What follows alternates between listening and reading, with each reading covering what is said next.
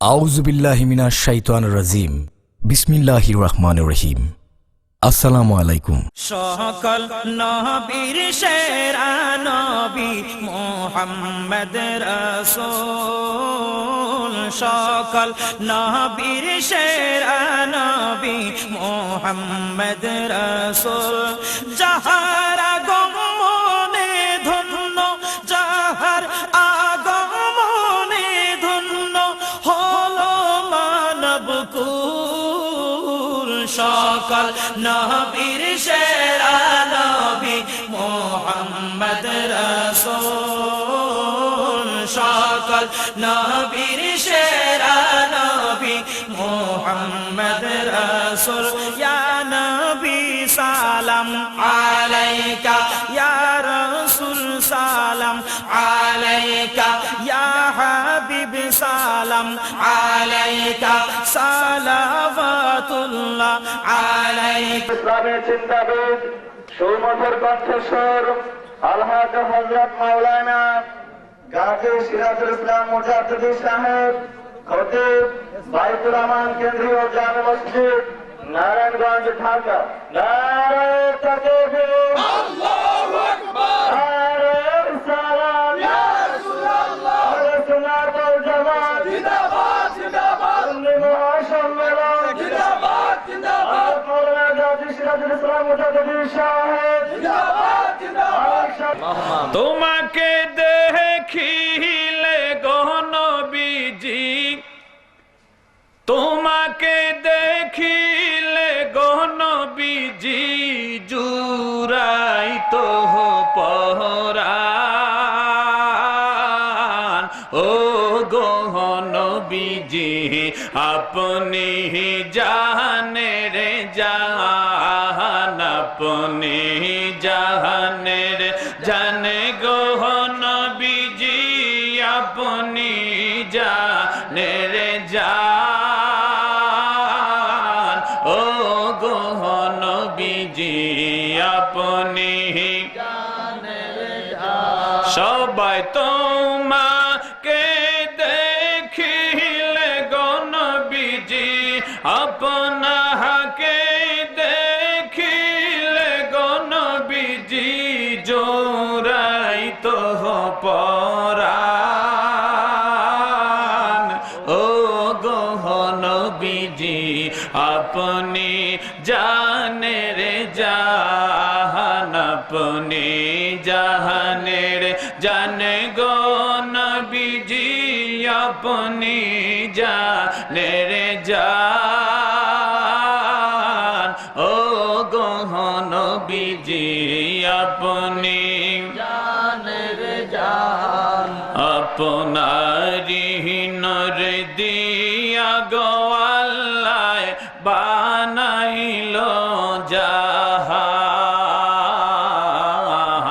আপনারি নূর দিয়া গো আল্লাহ বানাইলো জাহান। আরে আপনারি সম্মান দেখাইতে, আপনারি সম্মান দেখাইতে আল্লাহ টানাইবেন মিজান। ও গো নবীজি, আপনি জানে রে জাহান, আপনি জাহানের জানে গো নবীজি, আপনি জানে রে জান। ও গো নবীজি, আপনি জানে রে জান। সকলে বলেন আলহামদুলিল্লাহ। আমরা নবী দেখতে চাই কিনা? আওয়াজ দেন, নবী দেখতে চাই কিনা? নবী যদি দেখতে চাই, জাহেরে বাতেনে রসুলকে ভালোবাসতে হবে। মুখের জবান আর কলবের জবান আমাদের কি রাখতে হবে? ঠিক রাখতে হবে। কিন্তু আমাদের মুখের জবান আর কলবের জবান কি নাই? এক নাই। এটাকে আমরা সবাই তরিকতপন্থী লোক, যার যার আপন আপন পীর মুর্শিদ আছে, তরিকতের ভাষায় এটাকে জাহের এবং বাতেন বলা হয়, নেগেটিভ এবং পজিটিভ বলা হয়। নেগেটিভ এবং পজিটিভ যদি এক না হয়, কখনো কিন্তু বাতি জ্বলবে না। ঠিক দেহের ভিতরে নেগেটিভ এবং পজিটিভ আছে, এটা হচ্ছে জাহের, ভিতরেরটা হচ্ছে বাতেন। এই দুটা যখন এক হয়ে যাবে তখন বন্দার ভজন আল্লাহর দরবারে কবুল হয়ে যাবে। সুবহানাল্লাহ। আমি কি কথাটা বোঝাতে পেরেছি? তো রসুল যদি আমরা দেখতে চাই, জাহেরে বাতেনে রসুলকে ভালোবাসতে হবে।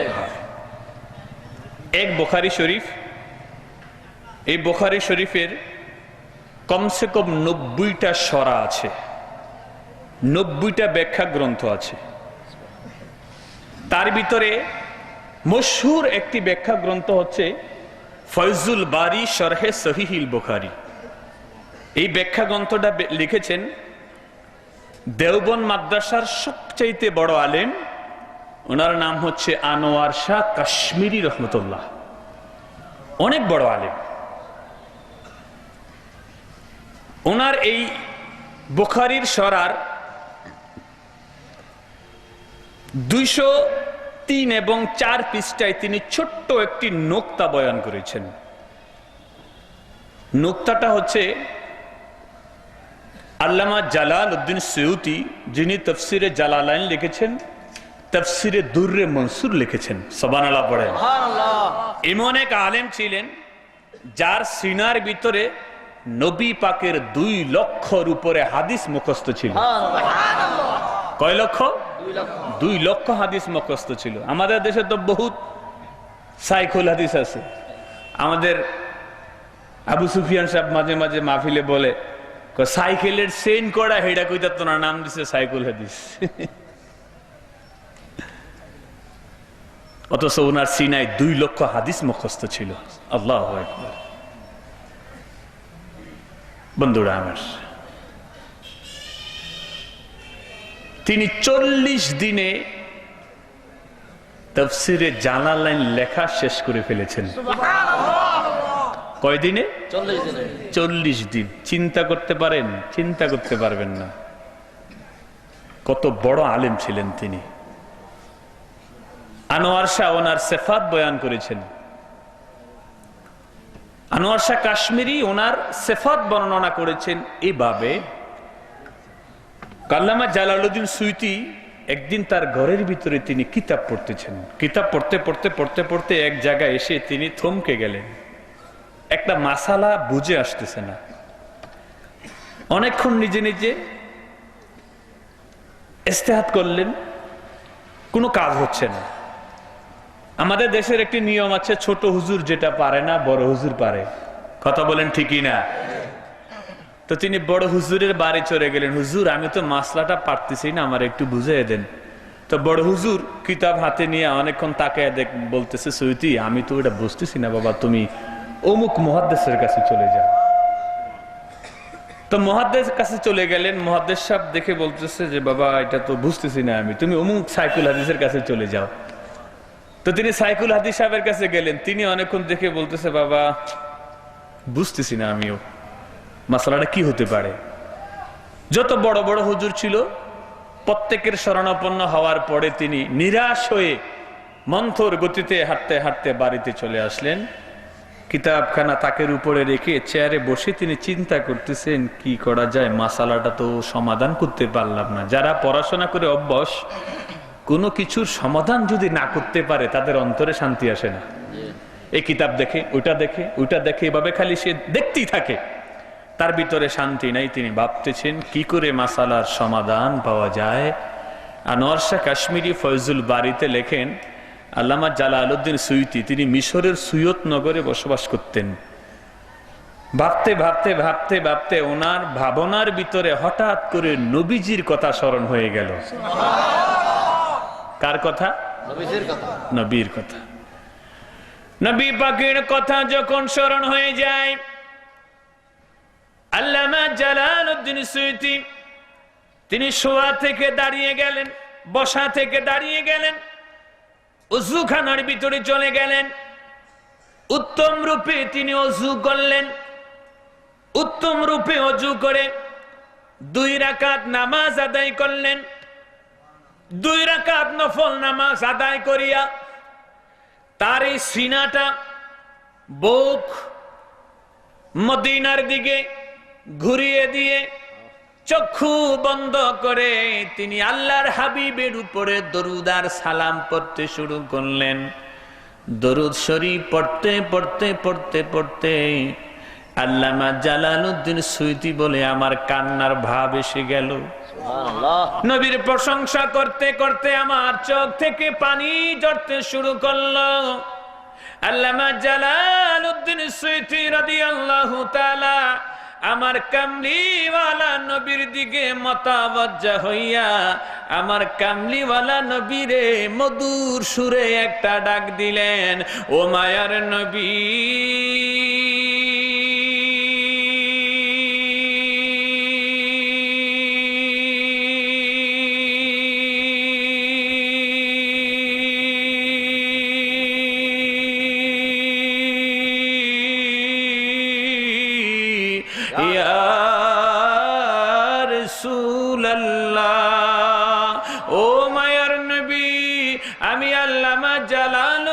সুয়ুতী মিশরের সুয়ত নগরে মাসালা নিয়ে মুসিবতে পড়েছি। আমি বিশ্বাস করি, ইয়াকিন রাখি, তুমি উম্মতের দরদি, উম্মতের কান্ডারি। আমি জানি উম্মত যখন তোমারে ডাকে তুমি সঙ্গে সঙ্গে ডাকের সাড়া দিয়ে উম্মতের সামনে হাজির হয়ে যাও। ও মায়ার নবী, ইয়া রাসূলুল্লাহ, ইয়া হাবিবাল্লাহ, তুমি আমার মাসালার সমাধান করে দিয়ে যাও। আল্লামা জালালউদ্দিন সুয়ুতী বলে, জগতের মানুষেরা রে, দরুদ সালাম পড়ে যখন আমি আমার কামলিওয়ালা নবীর ডাক দিলাম, ডাক দিতে দেরি মদিনার নবী মদিনা থেকে মিশরে আইতে দেরি করে না। আল্লাহু আকবার। জিন্দাবাদ। সুন্নি মহাসম্মেলন জিন্দাবাদ। আল্লামা গাজী সিরাজুল ইসলাম আল কাদরি সাহেব জিন্দাবাদ। আল্লামা জালালউদ্দিন সুয়ুতী বলে, প্রেমময় কণ্ঠে বুক ভরা নবী প্রেম নিয়ে যখন আমি আমার রসুলকে ডাক দিলাম, এক মাইক্রো সেকেন্ডে রসুল মদিনা থেকে মিশরে হাজির হইয়া গেল। আল্লাহ রসুল যখন আমার ভাঙা গড়ে এসে উপস্থিত হয়ে গেল, আমার কলিজাটা শীতল হয়ে গেল, চক্ষু যুগল ঠান্ডা হয়ে গেল। আল্লাহ রসুল ডেকে ডেকে বলে, জালালউদ্দিন রে, ও জালালউদ্দিন, তুমি কেন আমি রসুলকে স্মরণ করেছো? জালালউদ্দিন কয়, নবী গো, মাসালা নিয়ে বড় মুসিবতে পড়ে গেলাম, বড় বিপদে পড়ে গেলাম। মানুষ বিপদে পড়লে কাছের মানুষকে তালাশ করে, কাছের মানুষকে স্মরণ করে, মনের মানুষকে স্মরণ করে। নবী গো, আমার মনের মানুষ আমলে কামলিওয়ালা নবী। ইয়া রাসূলুল্লাহ, ইয়া হাবিবাল্লাহ, আপনি আমার মাসালার সমাধান করে দেন। আল্লাহর হাবিব জালালউদ্দিন সুয়ুতীকে বলে, জালালউদ্দিন রে, কোথায় তোমার কিতাব? আমি নবীর কাছে দাও। নবীর কাছে যখন কিতাব জালালউদ্দিন সুয়ুতী দিয়ে দিলেন, আল্লাহ রসুল জালালউদ্দিনের ভাঙা গড়ে বসে বসে মাসালার সমাধান দিয়া মদিনায় চলে গেলেন। সুবহানাল্লাহ, কোন সুবহানাল্লাহ। আমরা তো রেডিমেড মুমতাজুল মুহাদ্দিসিন, ওয়াজ করলে ভাওর দিকে উড়ে যায় মাঝে মাঝে এশকের ঠেলায়। যদি জিগা জীবনে কোনোদিন নবী দেখছনি, জিগায়েন কবে এটা কি সম্ভব নি? এটা কেমন ভালোবাসা?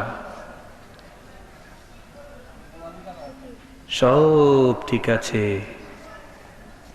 জাহের বাতেন ঠিক নাই। মুখে বলি একটা, কাজে করি আরেকটা।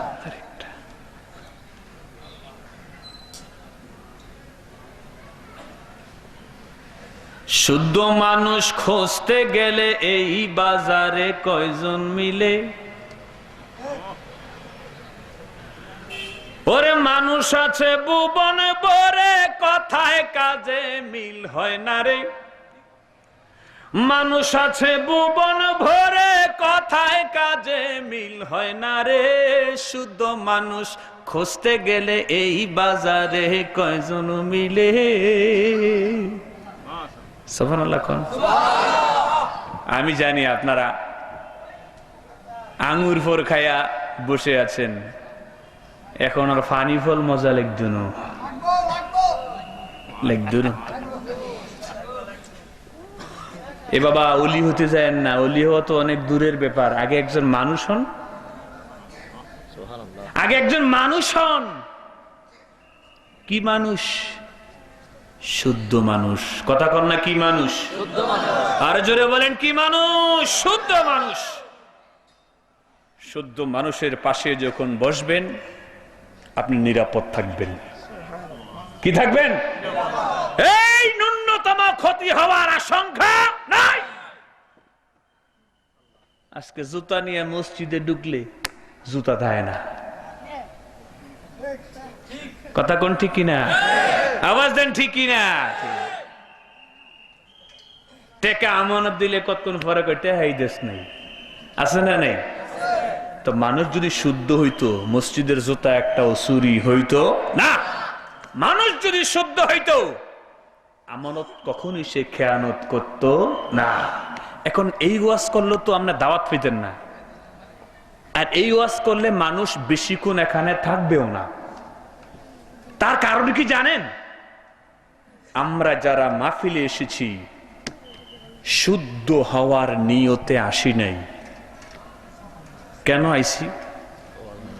কারণ সুফিয়ান সাহেব ইন্টারন্যাশনাল বক্তা, হুজুর যে জজবা হলো তো ওয়াজ করে, হেলালি সাহেবের কণ্ঠটা অনেক সুন্দর, হুজুর একটু হাসাইতেও পারে মাঝে মাঝে, যাই একটু হাসে আসি, একটু সুড্ডা হুন্যে আসি। নিয়তই তো বেজাল। হেমিয়ার নিয়তে বেজাল। শুরু বালানা তো, যার শুরু বালানা হের লাইফে গুরু নাই। যতাই শুরু ততাই গুরু। তোমার শুরুই তো বালানা, নিয়ত বালানা, তো কি পাইবা তুমি? যত হাদিসের কিতাব, প্রত্যেকটি হাদিসের কিতাবের শিরোনাম ইন্নামাল আমালু বিন্নিয়াত। সমস্ত আমলের ফজিলত নির্ভর করে বান্দার নিয়তের উপরে। সুবহানাল্লাহ পড়েন। বাড়ির থেকে নিয়ত করে আসছেন যে আজকে আলোচনা শুনতে যাচ্ছি, আমি এই মাহফিল থেকে কিছু বাড়িতে নিয়ে আসবো। একটি কথাও যদি হয় আমি এটাকে বাড়িতে নিয়ে আসবো এবং এটার উপরে মরণ পর্যন্ত আমল করার চেষ্টা করব। এই নিয়ত করে কয়জন আইছে জিগান?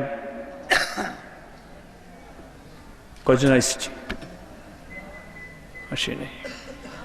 তাহলে মজা লাগবো কেমনে? কিছু নিতে তো আসেন নাই, সময় পাস করতে আসছেন, মজা পাইতে আসছেন, কিছু নিতে আসেন নাই, নিজেকে বদলাতে আসেন নাই, শুদ্ধ করতে আসেন নাই, ইসলাহ করতে আসেন নাই। এই জন্য শায়ের এভাবে বলেছেন, মরা লাঠি কথা বলে তবু ওই মান এলো না রে, চলে বেদিন হালে। মরা লাঠি কথা বলে তবু ওই মান এলো না রে, চলে বেদিন হালে। ববে আঙ্গুরে কি স্বাদ লাগিবে, ববে আঙ্গুরে কি স্বাদ লাগিবে, যখন জ্বরের রুগীর মুখে দিবে।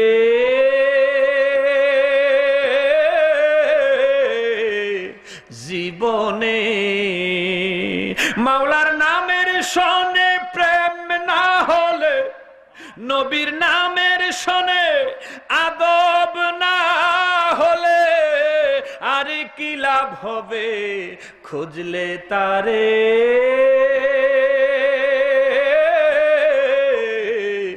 জীবনে সুবহানাল্লাহ কইতেন না? ক্লিয়ার বুঝেন নেই? মরা লাঠি কথা বলে তবুও ইমান এলো না রে, চলে বেদিন হালে। মুসা নবীর মরা লাঠি কথা কইছিনি? লড়াচড়া করছেনি, এটা দেখতেও কিন্তু মুসা নবীর উম্মতরা ঈমান আনে নাই, মন যা চাইছে তাই করছে। এরপরে আল্লাহর ওলি বলতেছেন, ববে আঙ্গুরে কি স্বাদ লাগিবে যখন জ্বরের রোগীর মুখে দিবে। এমিয়া আঙ্গুর হচ্ছে অনেক মজাদার একটি ফল, অনেক টেস্ট, অনেক মজা, কিন্তু জ্বরে যার মুখ তিতা হয়ে আছে, জ্বরের রোগীর মুখে দিলে স্বাদ পাবে না, আঙ্গুর মজা লাগবে না। মুখ তো সব জ্বরে তাইতে গেছে। আপনি হক কথা কি বুঝবেন, রিয়েল লাভ কি বুঝবেন? শুরু ঠিক করে আসেন, বেশি লাগে না। শুরু যদি ঠিক করে আসেন, নিয়ত যদি ঠিক করে আসেন, অল্প কথায় আল্লাহ পাক আপনাকে হেদায়েত দিয়ে দিবে। কিন্তু শুরু তো ঠিক করে আসি নাই, শুরু ঠিক করে আসি নাই, সারা রাত বসে থাকলে কাজ হবে না। নিয়ত শুদ্ধ করে অল্প সময় যদি বসে থাকতে পারি, এটার উপরে আল্লাহ কি দিবেন? বরকত দিবেন। কথা বলেন ঠিকই না? এই আওয়াজ দেন ঠিকই না? তো ওয়াজ করার সময় নেই, কথা শেষ। যখনই প্রোগ্রামে যাবেন, অনেক ওলামায়ে কেরাম আসবেন, অনেক চমৎকার কথা বলবেন, বাড়ি থেকে নিয়ত করে আসবেন, আয় আল্লাহ, আজকে আমি মাহফিলে যাচ্ছি, এই মাহফিল থেকে তুমি আমাকে হেদায়েত দিও, আমি অল্প কিছু কথা যেন বাড়িতে আনতে পারি, সেই মোতাবেক যেন আমি নিজেকে পরিচালিত করতে পারি, আমার পরিবারকে আমি পরিচালিত করতে পারি।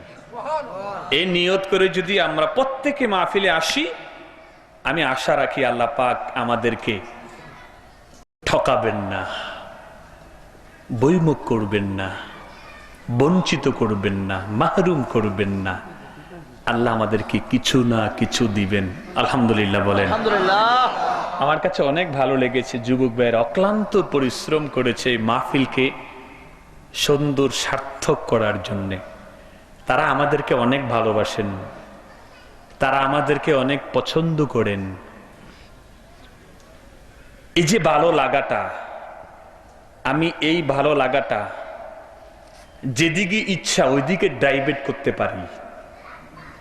এই ভালো লাগাটাকে কাজে লাগায়া আমি তার কাছ থেকে অর্থ আত্মসাৎ করতে পারি, যেহেতু সে আমাকে ভালোবাসে, আমি যেটা বলি সে সেটা শুনবে। আবার এই ভালোবাসাটাকে কাজে লাগায়া আমি এই যুবকদেরকে আল্লাহ এবং রসুলের পথে নিতে পারি। কথা বলেন ঠিকই না? কেন? যেহেতু তারা আমার কথা শুনে। তা আমার কথা যদি শোনে আর আমি যদি আলেম হই, আমার দায়িত্ব কর্তব্যটা কি হবে? এই যুবক যেন আল্লাহ এবং আল্লাহ রসুলের পথ এবং মতের উপরে থাকে, এটা আলেম হিসাবে আমাদের দায়িত্ব হওয়া উচিত। কথা বলেন ঠিকই না? আওয়াজ দেন ঠিকই না? এই যুবক ছেলেরা অনেক চমৎকার আয়োজন করেছেন। ছোট্টখাট্ট ভুল ত্রুটি থাকতে পারে, দোষী লোক আর জ্ঞানী লোকের উপমা খেয়াল করেন, কথাগুলি কাজে লাগবে। আপনি কোন ভুল করে যদি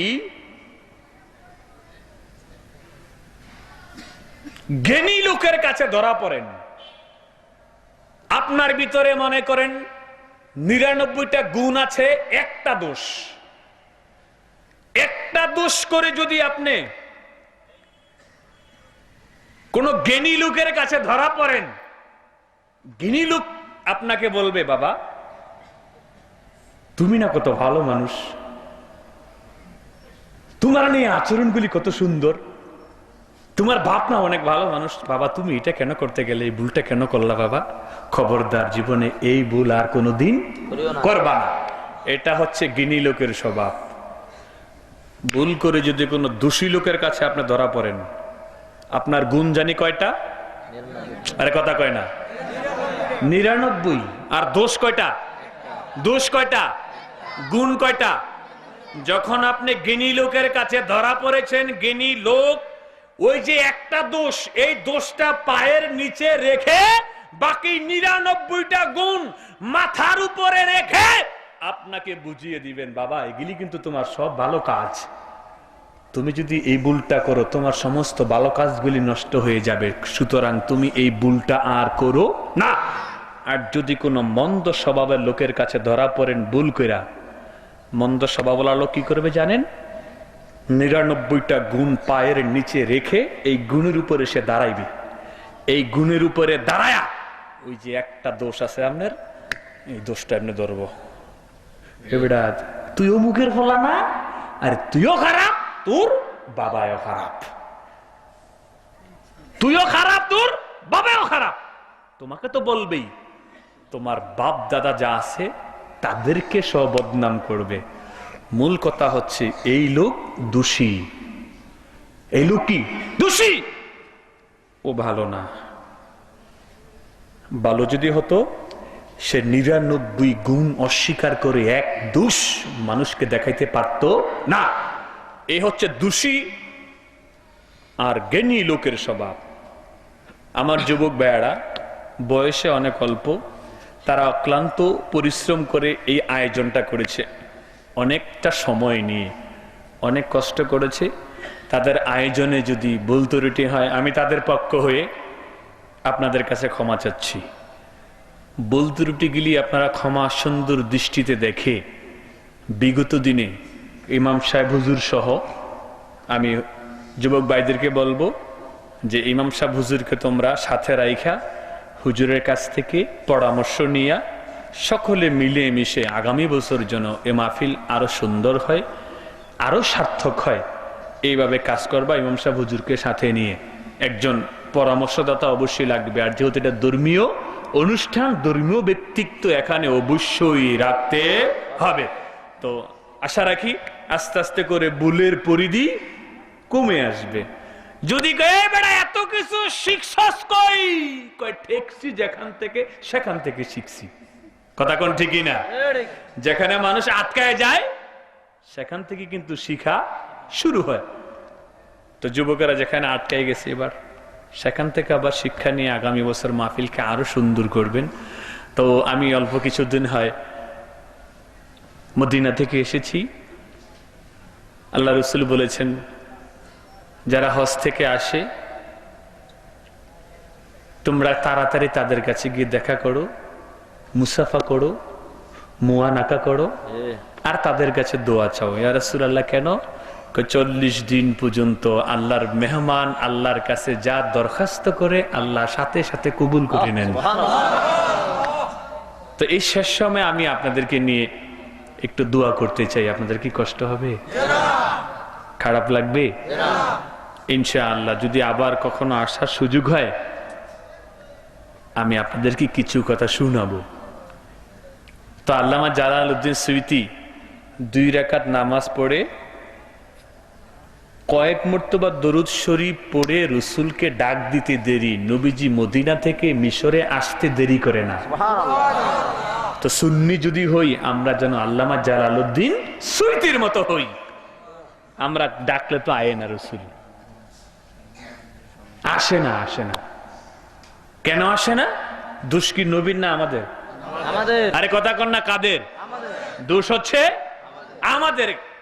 যেভাবে ডাকলে নবীজি আসবেন আমরা নিজেকে ঠিক এখনো পর্যন্ত ওইভাবে প্রস্তুত করতে পারি নাই, পারিনি। প্রস্তুত করার দরকার আসেনি?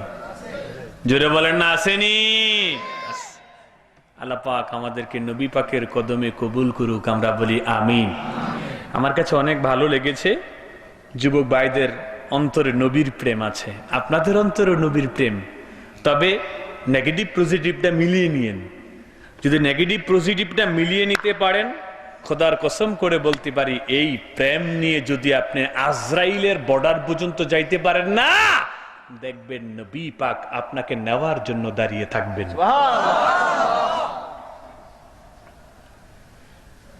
যেই প্রেমের বহিঃপ্রকাশ, এই প্রেমের বহিঃপ্রকাশ যদি জাহেরও থাকে বাতেনও থাকে, এই প্রেম দিয়ে আল্লাহ পর্যন্ত বুঝতে পারবেন। কিন্তু যদি এনেই থাকে, এনে না থাকে, তাহলে বাড়ি গাড়ি হইতে পারে আর কি, বাকিগুলি হবে না। দিদারে মুস্তফা কখনো হবে না, কখনো হবে না। আসুন, আমাদের সুন্নি আকাবের যে পীর মাশায়েখেরা রয়েছেন তারা কিন্তু আমাদেরকে এই কথাই বলে, বাবা জাহের বাতেন এক করো, মাটি হয়ে যাও, মাটি হয়ে যাও। হুজুর মাটি হইতে কেন বলেন? তুমি কি দেখো না এ মাটিকে মানুষ কত অত্যাচার করে, কত নিপীড়ন করে, কত নির্যাতন করে। মাটি কোনোদিন প্রতিবাদ করে না, মাটি কোনোদিন বলে নাই আমারে তুমি এত কষ্ট দিও না, শাবাল দা কুবায়ও না, কোদাল দিয়া কুবায়ও না, কাশি দিয়া কুবায়ও না। কোনোদিন মাটি কি করে না? অভিযোগ দায়ের করে না। কয় বাবা তুমি মাটি হয়ে যাও, মাটি হয়ে যাও। মাটি যদি হতে পারো আল্লাহ খুশি হয়ে তোমাকে স্বর্ণ বানায়া দিবে। আমরা যারা ওয়াজ করি মাটি হইতে পারছি না। আমি তো পারি নাই, আমরা করে কইয়াম আমি মৌলবি তো পারি নাই, মাটি হইতে পারি নাই, তো স্বর্ণ কেমনে হমু? স্বর্ণ কেমনে হমু? মাটি হতে পারি নাই। এর জন্য রাসূল বলেছে, মান আরাফা নাফসাহু ফাকাদ আরাফা রাব্বাহু। নিজকে শোধরাও, নিজকে চিনো, নিজকে জানো, নিজকে বুঝো, নিজকে উপলব্ধি করো, মালিক পর্যন্ত বুঝতে পারবে। সুবহানাল্লাহ। পৃথিবীর মানুষ কেউ না জানুক আমি কয় নম্বর, আমি জানিনি। কথা কয় না? আপনি জানেন না? আরে কথা কয় না? আপনি জানেননি? সবাই জানে। এখন এমন এক জমানা আসছেন, আগে বলাবেন না থা বেলে ঘুমাইতো, এখন থা বেলা কো প্লিজ আব্বু ডিস্টার্ব করো না। কথা কোন ঠিক কিনা? আওয়াজ দেন ঠিক কিনা? তো বাবা অনেক সময় অনেক কিছু বুঝা কই না আর কি। সমস্যা কি দরকার? চলছে গাড়ি, যাত্রা বাড়ি, চলুক। আসছি আপনাকে একটু দেখা তো করতে হবে, হক আদায় করতে হবে। এই অর্থে আপনাদের খেদমতে আসা। তো আমরা যেন মাটি হয়ে যাই, আমরা যেন নিজেকে নিয়ে ব্যস্ত থাকি। এই বেটা তুই এইটা করছ, এই পয়েন্টার আঙ্গুল তাক করে এই মানুষ সাবুজরা আপনি এটা করছেন। তরিকত বলে এমিয়া এক আঙ্গুল তুমি অপরের দিকে তাক করেছো, বাকি আঙ্গুলগুলি তোমার দিকে। সুবহানাল্লাহ কইতেন না আপনারা? বাকিটি কার দিকে? এই মিয়া বাকিগুলি কার দিকে? কিন্তু আমরা তো বুঝি না। তুমি অন্যকে নিয়ে ব্যস্ত থেকো না, নিজেকে নিয়ে ব্যস্ত থাকো। তার কারণ তোমার কবরে তুমি শুইবা, আরেকজনের কবরে আরেকজনে শুইবে। তুমি তোমাকে প্রস্তুত করো, তুমি তোমাকে সংশোধন করো। কিন্তু আমরা তো নিজেকে নিয়ে ব্যস্ত থাকি না, 24 ঘন্টা অন্যকে নিয়ে ব্যস্ত থাকি। এটা আমাদের অন্যতম একটি দোষ। আমরা এই দোষে অনেকেই দোষী, কিন্তু এই দোষ থেকে আমরা বের হতে চাই না, এগুলিকে ছাড়তে চাই না। এগুলি আসলে ওয়াজের মূল বিষয়। সুন্নি জামাত আকীদার কথা হনতে হনতে বুড়ো হয়ে গেছেন। কথা কোন ঠিক না ভাই? কিন্তু এখনো পর্যন্ত আমরা একজন শুদ্ধ মানুষ হতে পারি নাই। কি ওয়াজ শুনি আর কি ওয়াজ করি। বন্ধুরা আমার, নবীজি চলে গেলেন মদিনায়। জালালউদ্দিন সুয়ুতী বলে কিছুদিন পরে আবার মুসিবতে পড়লাম। মানুষের এক স্বভাব, যার কাছে পায় তার কাছে বেশি বেশি চায়। সুবহানাল্লাহ কইতেন না? নবী ডাকলে যখন এসে পড়ে, ডাকতে তো দোষ নাই। আবার দরুদ শরীফ পড়ে যখন রসুলকে ডাক দিলেন, নবীজি সাথে সাথে চলে আসলেন। সুবহানাল্লাহ। কি ব্যাপার, আবার ডাকছো কেন? ইয়া রাসূলুল্লাহ, আবার মুসিবতে পড়েছি। কিতাব প্রমাণ করে আল্লামা জালালউদ্দিন সুয়ুতীর ডাকে সাড়া দিয়ে দয়াল নবী 21 বার মদিনা থেকে মিশরে এসেছেন। কয়বার? 21 বার। আল্লামা জালালউদ্দিন সুয়ুতী তিনি 70 বারের অধিক আমার কামলিওয়ালা নবীকে জাগ্রত অবস্থায় দেখেছেন। কয়বারও? আরে কথা কন না, কয়বার? 70 বার জাগ্রত অবস্থায়, ঘুমের ঘরে না। 70 বার যিনি জাগ্রত অবস্থায় নবী দেখতে পারেন, স্বপ্নের কোনো হিসাব আছে? এই ভাই, স্বপ্নের হিসাব আছে? স্বপ্নের হিসাব নেই। তিরমিজি শরীফের হাদিস, এই তিরমিজি আজ থেকে 1156 বছর আগে লেখা হয়েছে। এটার মুসান্নেফ আবু ঈসা আত-তিরমিজি। সম্মানিত উপস্থিতি, এই তিরমিজি শরীফ খানা লিখে আবু ঈসা আত-তিরমিজি এই কিতাব সম্পর্কে নিজে একটি কমেন্টস করেছেন। কমেন্টসটা হচ্ছে এরকম, তিনি বলতেছেন, মান কানা ফি বাইতি কিতাবি তিরমিজি কাআন্না নবী সাল্লাল্লাহু আলাইহি ওয়াসাল্লাম ফি বাইতি। এই জগতের মানুষেরা, তোমাদের ঘরে যদি জামেউ তিরমিজি কিতাবখানা থাকে, তোমরা মনে করবা নূরের নবী তোমাদের ঘরে আছে। সুবহানাল্লাহ। এই জামেউ তিরমিজি সিয়াসিতার অন্যতম কিতাব। এই কিতাবের ভিতরে এই হাদিস খানা এসেছে, ও আন জাবির রাদিয়াল্লাহু তাআলা আন্না নবী সাল্লাল্লাহু আলাইহি ওয়াসাল্লাম قال لا تمس النار مسلما رآني أو رأى من رآني। নবী পাক বলেন, ওই মুসলমানকে কখনোই জাহান্নামের আগুন স্পর্শ করবে না, ওই মুসলমানকে কখনোই জাহান্নামের আগুন স্পর্শ করবে না যেই মুসলমান আমি কামলিওয়ালা নবীকে দেখেছে। জোরে জোরে কোন সুবহানাল্লাহ।